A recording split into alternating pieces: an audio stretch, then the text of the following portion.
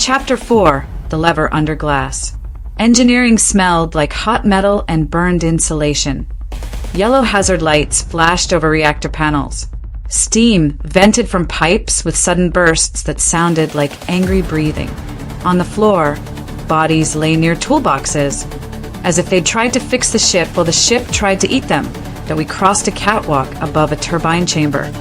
Far below, blades spun in darkness, a constant roar that swallowed smaller sounds. "That bay is close," Hale said, pointing at a transit map on the wall. His face was pale under the hazard lights. We pushed through.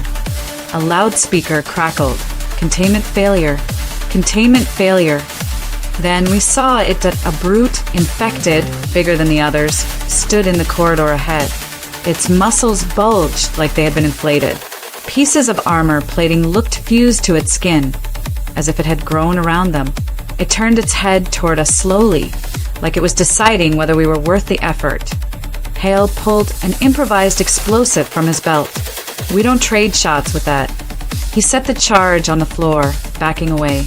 I held the wire and a small detonator, my fingers numb. The brute started forward. Each step made the floor vibrate. "Now." Hale said that I triggered it. The blast slammed into us with heat and pressure. Smoke rolled thick.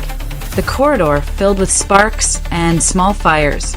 The brute collapsed, broken and twitching, still trying to move like its body hadn't gotten the message. Hale grabbed my arm. "Come on."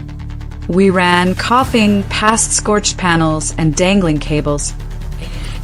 The self-destruct control alcove. We stopped at a lever sat behind red glass. Above it, a countdown panel waited dark and patient. The glass was marked with bloody fingerprints from someone who had hesitated right here, just like us.